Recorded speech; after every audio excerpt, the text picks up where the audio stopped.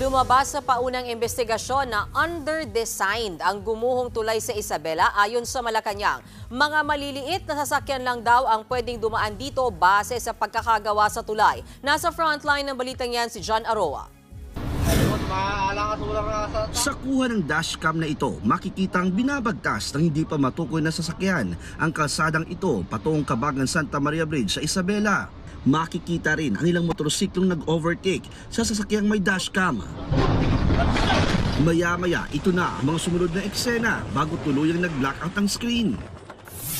Ito umano ang mga huling eksena bago tuluyang bumagsak ang Kabagan Santa Maria Bridge noong February 27. Viral ngayon ang naturang video na umano'y dumadaan na sa verification ng Department of Public Works and Highways.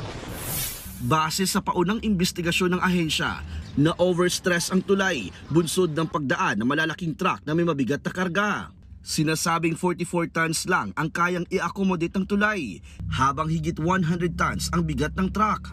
Ang nangyari dito, Ted, is actually tatlong vehicles itong magkakasunod, no? It's a convoy. Yung unang truck nakalusot. Yung pangalawang truck, I think somehow slowed down on that segment. Kaya na-overstress yung portion na yun.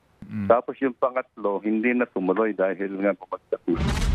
Dahil dito, hindi isinasantabi ni DPWH Secretary Manuel Bunuan ang posibleng pananagutan ng may-ari ng truck. Yung signages namin dyan is actually for light vehicles muna to, and trucks are not allowed. One of the things that we are actually undertaking now is actually yung legal liability of the driver and the owners of the truck. Binilina na raw siya ni Pangulong Bongbong Marcos na tutukan ang investigasyon.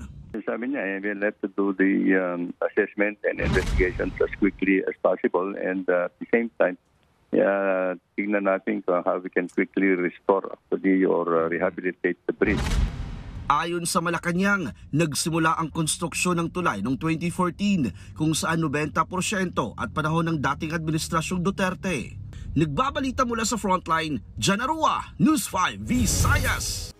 Mga kapatid, may Los Baños po. Huwag magpahuli sa mga balita at impormasyong dapat ninyong malaman. Para sa mas malawak na balitaan at diskusyon, mag-follow at mag-subscribe sa social media pages ng News 5.